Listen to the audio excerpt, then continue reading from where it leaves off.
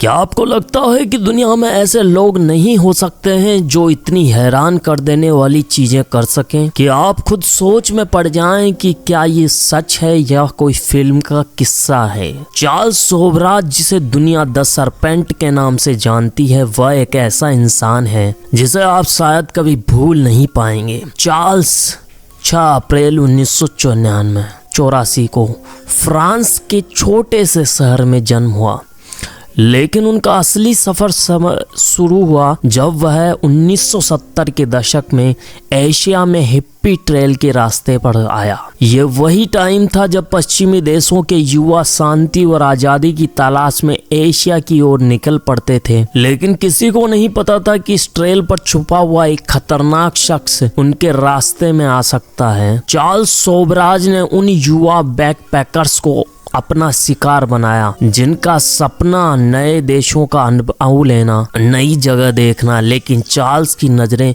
उन पर कुछ और ही देख रही थी। यह कोई साधारण कहानी नहीं थी। 1970 के दशक में चार्ल्स ने एक खतरनाक खेल शुरू किया था जिसमें वह लैक्सेटिव्स और नींद की गोलियों का इस्तेमाल कर अपने शिकार को बेहोश करता, फिर उनका पासपोर्ट और पैसे चुराता और उनका पहचान पत्र इस्तेमाल करके दूसरे देशों में जाकर और अपराध करता था। यह सिलसिला चलता रहा और इसने इसे एशिया के कई देशों में जाना पहचाना बना दिया, लेकिन किसी को यह अंदाजा नहीं था कि यह व्यक्ति कितना खतरनाक हो सकता है। इसका नाम द सरपेंट था क्योंकि उसे पकड़ना किसी भी पुलिस के लिए बहुत मुश्किल था। उसे लग रहा था कि दुनिया उसे पकड़ने में काबिल नहीं है, लेकिन क्या कभी सोचा था कि उसकी खुद की कहानी एक दिन इस तरह के सामने आएगी। चार्ल्स सोबराज का नाम जैसे जैसे बढ़ा वैसे वैसे उसका खतरनाक अतीत भी सामने आता गया। 1970 के दशक में जब बाकी लोग एशिया की सैर कर रहे थे, चार्ल्स एक साजिश में लिप्त था। उसकी मेंटालिटी, उसका तरीका इतना चालाक था कि पुलिस के लिए भी उसे पकड़ पाना।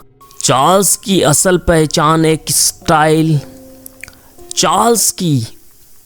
पहचान एक स्लाइड या सर्प की जैसी थी। वह पूरी दुनिया में ट्रेवल करता, शिकार करता और फिर उनका पीछा करते हुए वह उनका पासपोर्ट और पैसा चुराकर नए देश के लिए चला।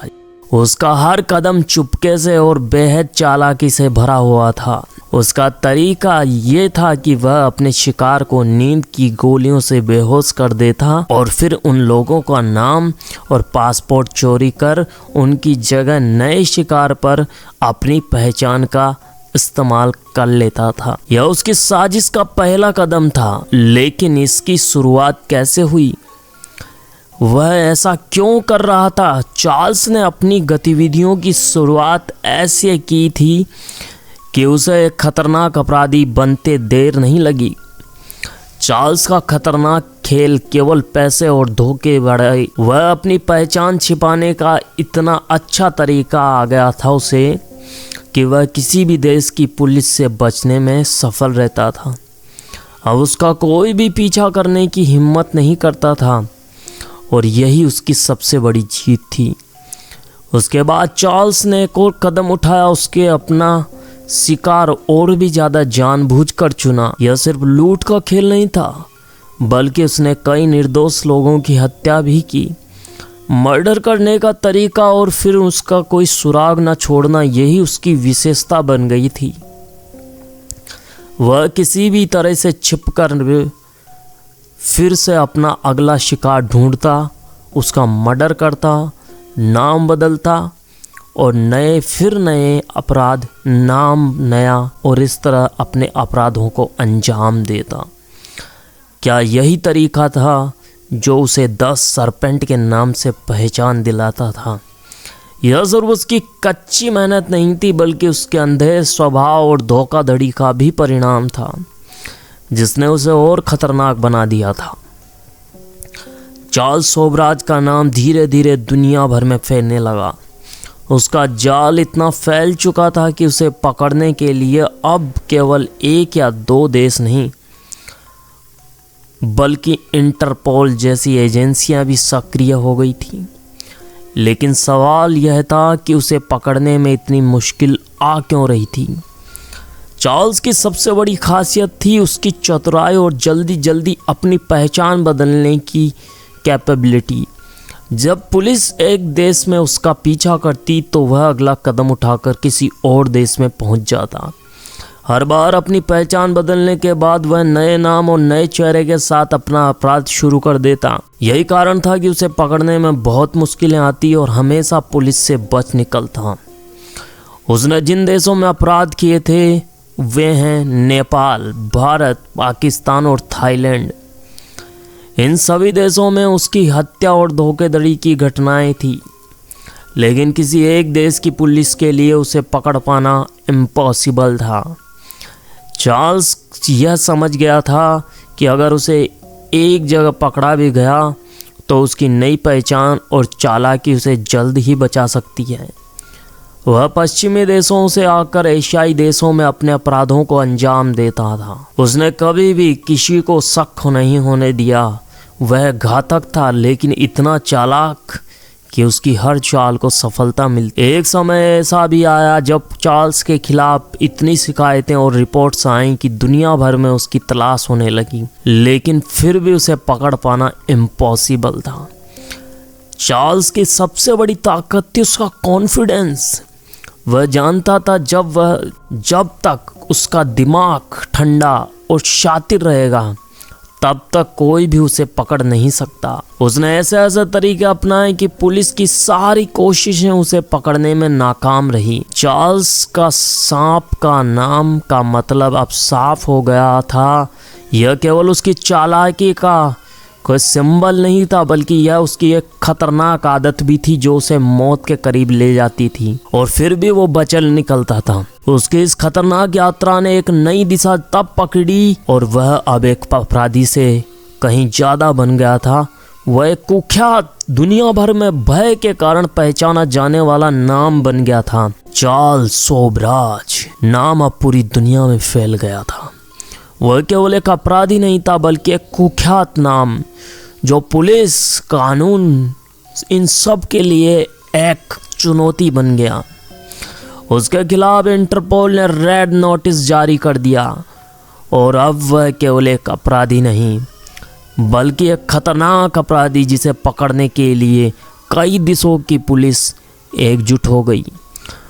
लेकिन सोबराज ने इन सबको भी मात दी। उसने अपनी चालाकी और समझदारी से एक बार फिर अपनी पहचान बदल ली। उसने खुद को ऐसा दिखाया जैसे वह कोई मासूम और कमजोर इंसान हो, जबकि असलियत में वह पूरी दुनिया के लिए खतरनाक सांप था।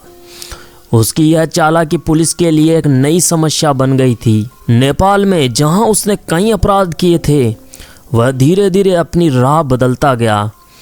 वहीं भारत में भी उसकी पहचान छिपाने के लिए उसने कई तरीके अपनाए, लेकिन जैसे जैसे पुलिस की नज़रें उस पर बढ़ी, उसकी पकड़ में आना मुश्किल होता गया। चार्ल्स के बारे में यह भी कहा जाता था कि वह हमेशा अपने अगले कदम के बारे में सोचता था और किसी भी खतरे से बचने के लिए तुरंत एक नया प्लान तैयार कर लेता था।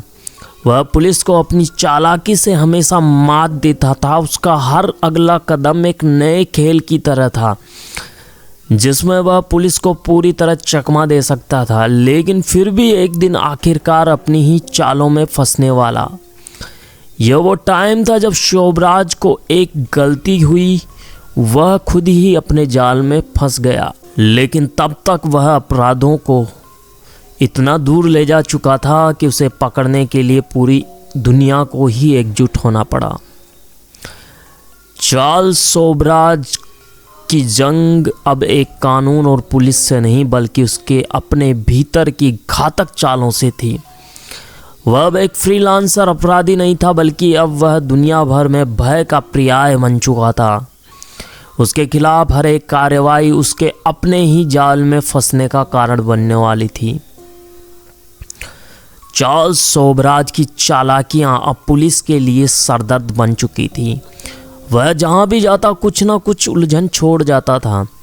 उसकी पहचान बदलने, नाम छिपाने और पत्ते की तरह उचकने की जो स्टाइल और कैपेबिलिटी थी, पुलिस को उसने पागल कर रखा था, लेकिन एंड में शोभराज को वही गलती करनी पड़ी जिससे उसकी पूरी दुनिया तहस नहस हो गई।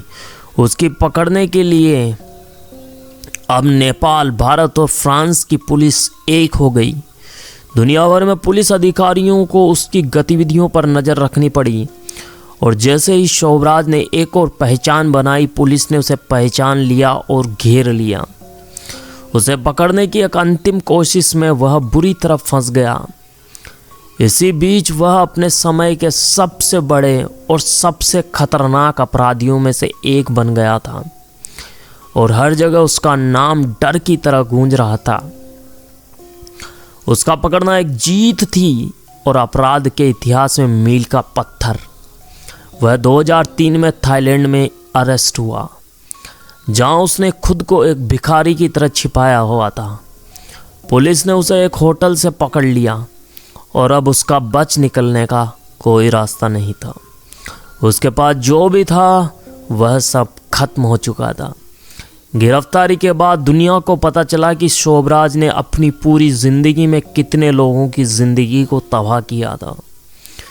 उसकी गिरफ्तारी एक तरह से न्याय की जीत थी, लेकिन यह भी एक सवाल खड़ा कर गया कि क्या कोई व्यक्ति इतना खतरनाक हो सकता है कि उसे सज़ा देने में इतना टाइम क्यों लग रहा है। क्या शोभराज जैसा अपराधी को अपने लिए किए गए गुनाहों की सज़ा मिल पाएगी? शोभराज की गिरफ्तारी के बाद उसकी सज़ा का मामला अदालत में पहुंच गया। दुनिया भर के लोग इसे लेकर उत्सुक थे, क्योंकि शोभराज जैसा व्यक्ति जिसने अपनी ज़िंदगी भर हत्याओं और धोखाधड़ी से लोगों की ज़िंदगी में उथल पुथल मचाई थी, उसके खिलाफ न्याय की कार्रवाई होगी या नहीं, ये देखना था। नेपाल में उसकी गिरफ्तारी के बाद शोभराज के खिलाफ मामला चलना शुरू हुआ। यह मामला न केवल उसके द्वारा किए गए अपराधों के बारे में था, बल्कि एक बड़ी परीक्षा बन चुका था कि क्या कोई व्यक्ति अपनी ज़िंदगी में इतने बड़े अपराध करके भी बच सकता है। शोभराज की चालाकियां और झूठी पहचानें उसे इस मुकदमे से बचाने की पूरी कोशिश कर रही थी, लेकिन इस बार उसका लक उसका साथ नहीं दिया। उसके खिलाफ सबूत इकट्ठा हो चुके थे और जो अपराध उसने किए थे उन पर चर्चा होने लगी। नेपाल की अदालत में उसे हत्या, धोखाधड़ी, अन्य गंभीर आरोपों को सामना करना पड़ा। कई बार उसे लगा कि अब उसे इस बार बचना मुश्किल है, क्योंकि आरोप इतने संगीन थे कि इसे भागने का कोई रास्ता नहीं मिला। अदालत में उसकी सुनवाई के दौरान शोभराज ने अपनी चालाकियों का पूरा इस्तेमाल किया, फिर भी अदालत ने उसे दोषी ठहराया और आखिरकार शोभराज को दोषी पाया गया और उसे उम्र भर की सज़ा सुनाई गई। इसके साथ ही यह साबित हो गया था कि कोई कितना भी चालाक क्यों ना हो, अगर वह अपराध करेगा तो उसे सज़ा जरूर मिलेगी। शोभराज के बाद ऐसा लग रहा था कि उसकी कहानी यहीं ख़त्म हो जाएगी, लेकिन जो चार्ल्स शोभराज था वह कोई साधारण अपराधी नहीं था, वह बहुत डिफरेंट था। उसने अपनी ज़िंदगी में कई बार मौत के मुंह से बचकर आया था और हर बार अपने जाल में फंसे हुए लोगों को धोखा देकर बच निकलता था। अब उसे नेपाल की जेल में उम्र भर की सज़ा मिल चुकी थी, लेकिन उसके मन में एक और योजना चल रही थी। नेपाल की कुख्यात तिहाड़ जेल में रहते हुए शोभराज ने एक बार फिर अपने पुराने हथकंडों को आजमाने की ठानी। उसने जेल के अधिकारियों को अपने जाल में फंसाने की कोशिश की, अपने पुराने अपराधी साथियों को इकट्ठा किया और फिर से वो अपने पुराने तरीक़ों से भाग निकलने की योजना बनाने लगा। वह जानता था कि जेल में वह सुरक्षित नहीं है और अगर उसे बाहर निकलने का कोई मौका मिला तो वह इसे हाथ से नहीं जाने देगा। इस बार उसने एक ऐसी स्कीम को अंजाम देने की कोशिश की जो उसकी ज़िंदगी की सबसे बड़ी और ख़तरनाक भागने की कामयाब हो सकती थी। लेकिन जैसे जैसे उसकी योजना को अंजाम देने का वक्त आया, चीज़ें गलत हो गई। उसके कुछ साथी जेल में उसके बारे में बात करने लगे और अधिकारियों को सूचित कर दिया कि शोभराज यह आखिरी कोशिश नाकाम रहेगी। उसे और भी कड़ी निगरानी में रखा गया और उसके भागने की सभी उम्मीदें धूमिल हो गई। इस बार उसकी ज़िंदगी के इस नए चैप्टर ने यह साबित कर दिया कि भागने का कोई भी तरीका, चाहे वह कितना भी चतुराई से भरा हो, एक दिन वह नाकाम हो जाता है। जेल में शोभराज की ज़िंदगी एक लंबी और कठिन जंग बन गई थी, लेकिन 19 साल तक नेपाल की जेल में बंद रहने के बाद एक ऐसा दिन आया जब उसका भाग्य पलट गया। यह वह टाइम था जब उसकी उम्मीद लगभग टूट चुकी थी, लेकिन एक झलक मिली। अब वह 79 का हो चुका था। उसका स्वास्थ्य स्थिति लगातार बिगड़ रही थी। उसके पास और कोई ऑप्शन नहीं था। फिर नेपाल पुलिस ने उसकी हालात को देखते हुए एक कड़ा फैसला लिया। शोभराज को जेल से रिहा करने का फैसला लिया गया।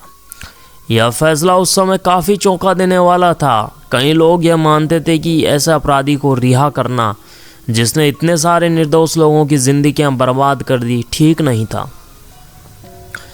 लेकिन यह फैसला अंततः लिया गया और शोभराज को जेल से रिहा कर दिया गया।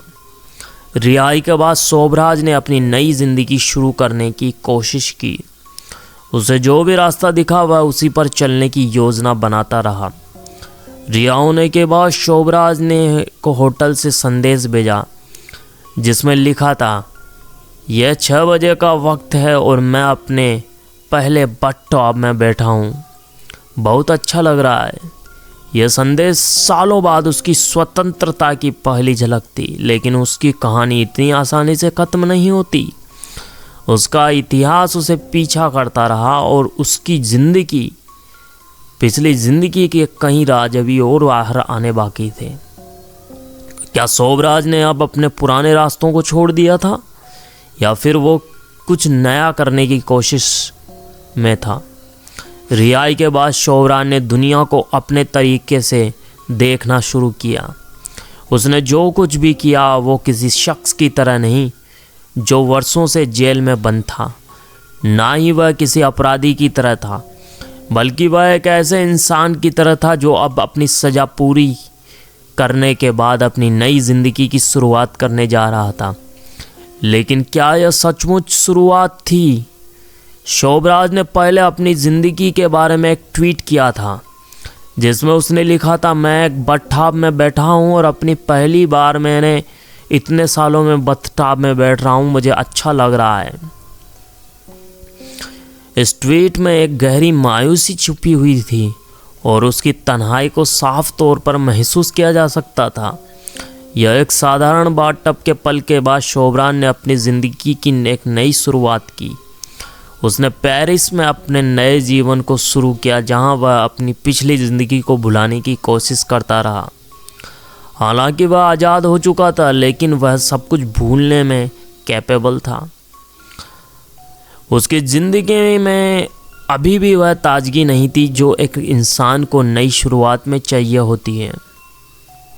शोभराज को यह लगा कि उसकी आज़ादी की कीमत महंगी थी। उसका अतीत, उसकी गलतियां, उसके किए गए अपराध अब भी उसकी ज़िंदगी के साथ चिपके हुए थे। रिहा होने के बाद शोभराज ने खुद को कुछ शांतिपूर्ण तरीके से देखना शुरू किया, लेकिन साथ ही उसकी ज़िंदगी में एक उलझन भी थी। क्या उसे इस दर्दनाक इतिहास से मुक्ति मिल सकती थी, या फिर उसका अतीत हमेशा उसका पीछा करता रहेगा? रिहाई के बाद शोभराज ने अपनी नई ज़िंदगी की शुरुआत करने की कोशिश की, लेकिन उसके अतीत के भूत लगातार उसे परेशान करते रहे। एक दिन पेरिस में रहते हुए उसने एक तस्वीर भेजी। तस्वीर में 3 तरह की थी। तस्वीर में 3 तरह की चीज़ें थी, सलामी, चीज़ और प्लम्स के साथ एक कप ब्लैक कॉफ़ी। तस्वीर के साथ उसने लिखा, ब्रेकफास्ट कर लो। ऐसा लग रहा था जैसे वह अपनी दुनिया को फिर से बनाने की कोशिश कर रहा था, लेकिन क्या सच में वह अपनी दुनिया को बदलने में कैपेबल था? शोभराज की ज़िंदगी हमेशा रहस्यमय रही थी और पेरिस में भी उसे वही शांति नहीं मिल रही थी जिसकी वो उम्मीद कर रहा था। उसका मन कहीं और था, जहाँ न केवल उसने कई अपराध किए थे, बल्कि वह कई देशों की जेलों में भी बंद रहा था। क्या वह सचमुच सुकून की ज़िंदगी जी सकता था या फिर से अपनी पुरानी आदतों की ओर खींच लिया जाएगा। 3 दिन पहले नेपाल की केंद्रीय जेल से रिहा होने के बाद शोभराज ने एक छोटी सी लेकिन महत्वपूर्ण तस्वीर भेजी थी, जिसमें वह अपने बाथटब में बैठा हुआ था। उसकी जिंदा दिली तो थी, लेकिन सवाल यह था कि क्या वह सचमुच अपने अतीत से भाग सकता था। इसके बाद कुछ समय में शोभराज को महसूस हुआ कि उसकी ज़िंदगी अब उसी पुराने घेराबंदी में फंसी हुई थी, जिसका सामना उसने अपनी पूरी ज़िंदगी भर किया। क्या शोभराज के लिए आज़ादी सिर्फ एक शब्द था या फिर उसे हर कदम पर एक नए मुकाम तक पहुंचने का मौका दे रही थी।